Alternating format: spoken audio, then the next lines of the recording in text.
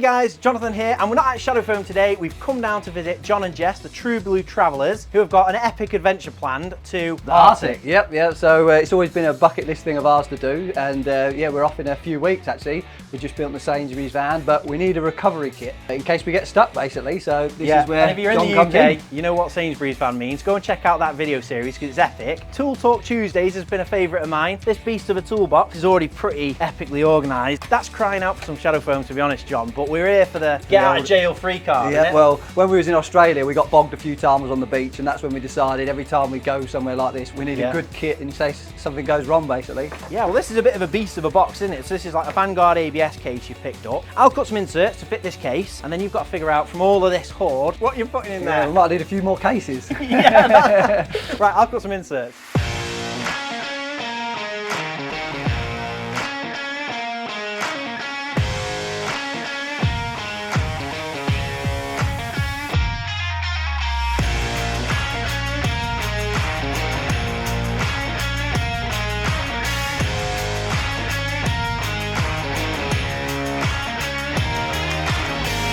Right, so that's the inserts all cut down. So I just used standard sheets, used a long straight edge, cut them down to the right size, and then I've radiused the corners with one of our stencil sets. So basically I just hold the radius gauge against the corner of the flight case, find the right size, match it up to the corner of the insert, and then cut it. And then you get a really nice insert that fits perfectly in the case. But for this one, because it's a tray, I've cut some handles on the side as well. And the foam's rigid enough that it should work as a tray quite well. We just have to see what's going to go in it. So that's where John comes in. Have you made any progress with the tools, John? Well, I've whittled it down to that.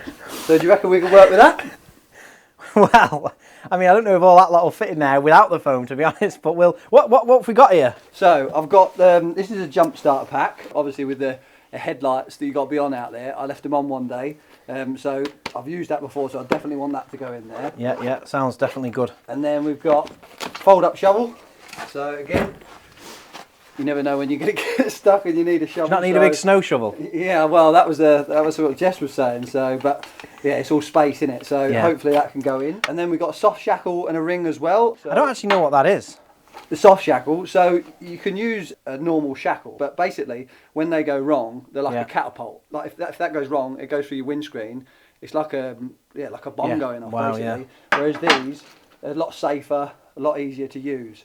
So yeah, I definitely recommend a soft shackle over a D shackle, but you're gonna have one in too. So yeah, cool. Because I've never come across one of those. To be fair, I was wondering what it was because it's nice red anodized quality item, that isn't it? Yeah, well, it's a new trend. And then what you do, if you're recovering gear, basically you put your strap round that, or your winch around it, and then it goes 2 to 1. Right. So when you're winching out 1 to 1. Yeah. When you go around that, it goes 2 to 1. Yeah, so double you strength. can put a lot more weight and things like that. So yeah, love it. That's cool. And then obviously we've got the high vises. They can go in if we can. Yeah. And then the tools. So love the tools, but it was a bit hard working out what we wanted to put in really. But you can't beat one of these Halfords kits. But this box has been seen better days, so I didn't want to lose anything or anything like that really. So yeah, breaker bar. Halford stuff's good. We've done a bit of that here recently. We're going to struggle for that. Might have to try and figure out putting it on an angle and maybe putting everything else around it. But that is pretty. I'm guessing this is taking the wheel nuts off and everything. Yeah, you never know what you might need. I might have a shorter one that we could find maybe. And then just some things like pliers. I've got some electrical terminals and that because obviously we're taking the camper. There's a lot of electrical gear in there as well. So I wanted to take some bits and bobs like that. And then adjustables, good old lump hammer, and then also these. So I don't know if you know what these are. You know what? I've seen when I've had a tyre puncture repaired. I've seen someone. Brilliant these are. So people don't really recommend them for bikes, cars, and things like that or they're like an emergency. But I've run these in loads of different tyres for months and months, and they've never let me down. So you just pierce the tyre. If you get a screw, you pull the screw out, you pierce it with that. You put one of them wax strips in. Lasts for I've had it about 30,000 miles, still going strong. Yeah. So I definitely want one of them in the kit anyway. Stanley knife. Chisel and a punch because you never know. Yeah, that's if the breaker bar don't work, then that's what the chisel's for, right? And then the Halfords gear. So what I've done though is I've taken all the gear that I won't use out, so all the Imperial stuff. I know your American fans won't like that, but don't use that over here, do we? No, they call it standard as well, which just doesn't make sense, does it? It's only standard to them. No one else is it's standard. It's standard. Well, to be fair, we're only going to know when we do the layout, so I think I can fit a good amount of that lot in there, and obviously all these items too. So yeah. But there's one more thing as well, if you can fit in. You're joking. So, Flipping heck. we got a multimeter, because again, the old electrics. Yeah, that's fair play. We've got to get a bungee in. We need some bungees. Or a bag of bungees. Yeah, and then some recovery straps as well, because... Oh dear. That's half the case, that one strap. I've heard you are the man for That sorting could stuff out. What so- about we hang that off that handle there on the side? Right, well, that is a heck of a challenge. So, the only way I'm going to know is doing a layout. So that's the next thing. Get these inserts on the table and do a layout.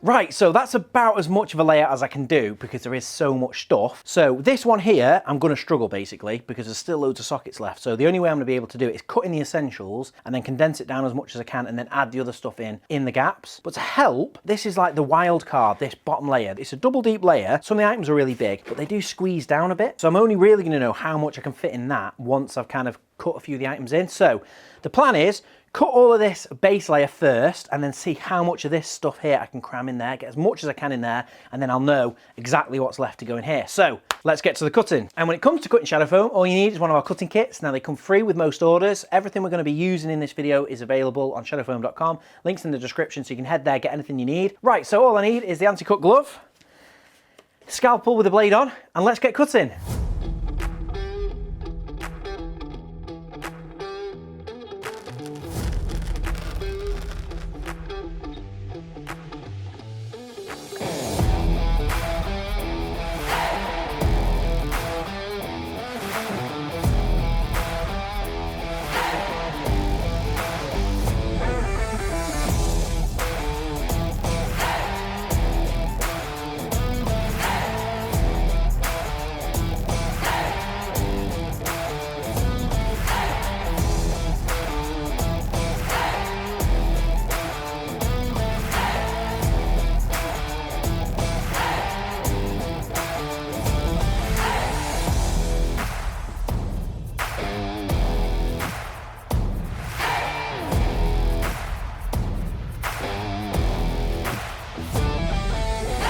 Right, so that's the bottom layer done, and I squeezed a fair bit more in there than I originally had planned. And we've got a few little quirky additions that I've not done before. So this strap here had a big section in the middle. Now I had to cut all the way through the foam, so obviously this whole piece of material cut out, but then I actually recut a piece, put it in there. It's about 50mm deep, so it is a useful piece of space. It's utilised in every nook and cranny. Same with this screwdriver, because it's so shallow, there's loads of room underneath. We actually cut like a little panel that lifts out, and then underneath there is the small strap that goes with this red anodized U-bolt. I can't remember what John called it now, but it was a clever little tool. What was it called, John, that?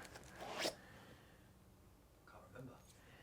Red anodized donut, and it's a banger, that thing. Then we've also got the shovel cut in flat, and because the shovel is like quite a flat item, you're able to kind of double stack. So we've got the U-bolt underneath. Shackle bolt, that, isn't it? Shackle bolt. So that's the shackle bolt. And then we've got the spade on the top, and then we've got the meter here with the leads underneath, which means everything, all the accessories that go with these two things are underneath, so nothing's getting mixed up. Got the multimeter there with the leads underneath, and then this is the emergency power pack with the kind of the clamps underneath as well. And then the bonus items, which I didn't include before, were the electrical crimping tool. We've got the lump hammer in there, which I kind of suspect we get in this bottom. Then we've got a ratchet screwdriver and the knife. So now all of that's done, it gives me a clearer view of what I have to fit in this top tray. So first thing, this big old breaker bar here is a beast, and it did just about fit in at an angle, but it's taking up loads of room and it's going to make that layout really tricky. So while I was doing that, John was busy working on the camper, and he also found this, which is like an extendable breaker bar, and it just takes up a lot less room. You look at that to that, and obviously this kit's not going to be used every day, but it's going to be there as a recovery kit when he needs it. So that is a great little space saving tool, which I love. And then everything else has got to be in it, and I've got to get all the sockets in. So back to the layout.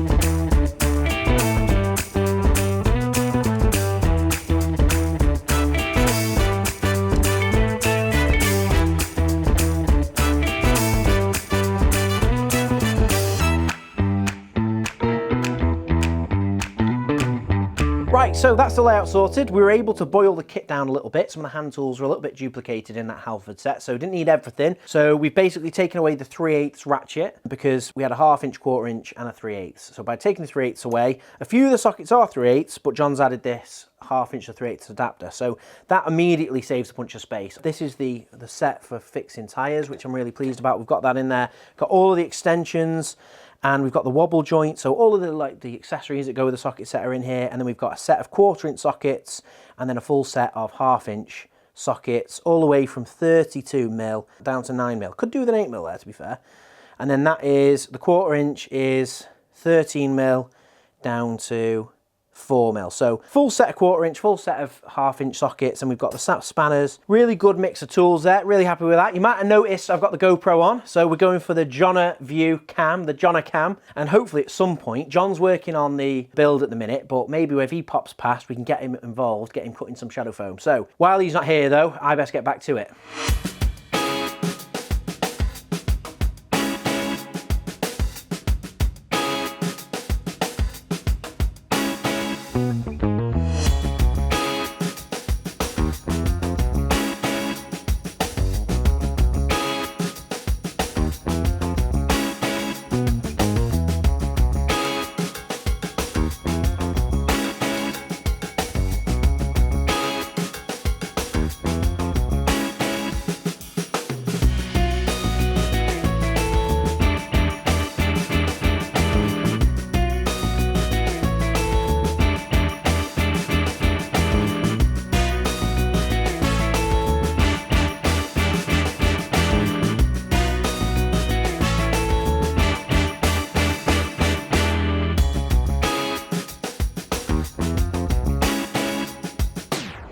Right, so I've saved a couple of items for you. I was whizzing through these. I can't say I was doing it very fast. Yeah, well, I'm quite impressed that you managed to get it all in, to be honest, because at the beginning, when you said you was going to get it in, I was a bit like, oh, I don't know, there's a fair bit in there. Well, bringing that big strap out and all these other big bulky items, they were the things I was like, that's unusual to cut stuff like that in foam. So once I'd had all that, this is kind of like bread and butter stuff, really. But I've saved you a couple of items so you can have a go at cutting. So we've got 3 sets of pliers left. So I've saved 3 so I can show you how to do it, and then maybe you can have a go. Yep. So it's the old glove on the left hand, and then I've got your scalpel, and basically you just place the item where you want it to go, and then basically you just use this like a pencil, and you're just cutting lightly into the foam. You're not going very deep, you're literally just tracing the outline onto the foam.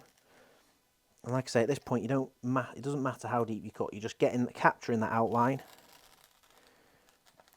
And you want to make sure that the blade is like 90 degrees to the foam. You're not going on like an angle like this. You go in 90 degrees, cutting straight down, all the way around. So once you've done that, you can lift the item out of the way, and you should really, when you've cut it with a sharp blade, not even be able to see where you've cut.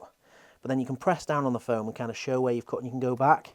And for this, it's maybe like, 10mm. We want this sat in the foam about, so it's flush with the surface, maybe a touch above, so you're going to peel out about 8mm, 10mm worth of foam, but you can cut way past that. This is a 50mm sheet. I could cut down 20, 30mm, it wouldn't matter. You can well overcut it. You don't have to stress about how deep you've gone. You just have to make sure you've gone past how deep you want to peel it. So you go back round, following that cut. Once you've gone all the way back round, you've definitely gone met on the corners. It's then just time to peel. And for that, you can just start at any end. So like start at the top here, start here. And you're literally just pushing your finger down the end and then just peel, like, you're not peeling it like a banana where you grab it like that and just pull it all the way up. You're just chasing it along, just chasing it out like that. Yep. And then one thing I will show you, just because we haven't done much spinning and we haven't shown what's going on. So if you want to try and make it a bit smoother, like it's already pretty good that, but this is called a smoothing spinner. And basically it's just a 1/4 inch fitment. Clever little jig, I love it. And basically it's just got like a bit of a sharp edge, not razor sharp, but just enough that when you spin it on the foam, you can see it just takes off. So it flattens it out sort of thing? Yeah, and just skims off any lumps and bumps just to get a little bit of a better finish if you want it. Yeah. So that's a lovely little jig. And then that is done. Ideal. Yeah, so maybe I'll take... simple. Yeah, it's not bad. What do you fancy? Well, we'll go big or go home, shall we? Go big. We'll do the big uns. Just like I told them. Go big or go home. Crack on, eh? Yeah, give it a go.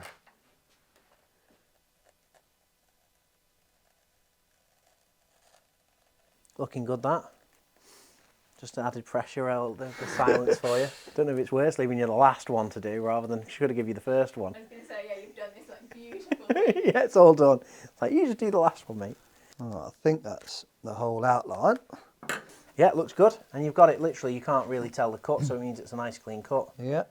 And then we've got to go around it again, eh? Yeah, get it nice. You get about 20 mil down. You cut the whole depth of the blade, really.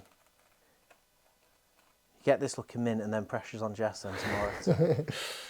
I was a bit dubious thinking that it was going to be a bit harder than it looked, but it actually is quite easy. Well, the cutting. Now it's just if you think the same Now about the the peeling, pulling. and then you've got the whole process nailed. That's it, perfect. Tell you what, I think there's a pro at work there, wouldn't you say? You've done well there, mate. Give us a I like review, that. come on. I don't even think that needs a smoothing spinner. That's how good that is. That's the final test. Stick that in there. Job's a good one, look. Job's a good one. So that goes on the top, and then that is pretty much more or less, I think we took a few items out. That's more or less that entire pile of stuff that got brought over. So it's going in the van somewhere. Yep, she's going in the garage. The garage. I love that. In van life, they call them the garage, don't they? Yeah, I don't know why. It's just one of them quirky van life things, really. It's a good old space, that, isn't it? Are you going to strap that in there or something? Well, I think she'll go in there nicely with a nice little bungee around it. Love it. Bungee reference. Yeah. Go and watch the build for this van. Actually, are we going to have a look inside? Yeah, I'll show you now if you want. Yeah, or save that for the next video, because I think Jess wants some foam inside, Yeah, doesn't Jess she? is saying that she needs a kitchen drawer sorting as well. So Happy days, it'd be yeah. nice if you could do that. That'd be brilliant. Yeah, definitely. And if you've not seen this build, go and check it out. This is like a Sainsbury's delivery van. If you're in the UK, Sainsbury's is like Walmart or something. It's like a big grocery store, innit? And they've had these delivery trucks, and they're pretty crazy looking. Picture on screen, Matt. And these guys have transformed it into an absolute beast, and it's an amazing build. I was hooked as soon as I saw it come up on my feed. That's why I'm here doing this foam. So go and check it out. Show these guys some love. The channel link is in the description, so go and check them out. Make sure you subscribe to this channel and click the notifications, because we're going to come back and have a tour of the van and hopefully sort some foam out for Jess. So click the subscribe button, click the bell icon, and we'll see you in the next one. Thanks for watching. If you liked that video, why not check out some of our others? We've got new videos coming out every week. And Colin Furs, what's the quickest way for people to see these videos? Subscribe.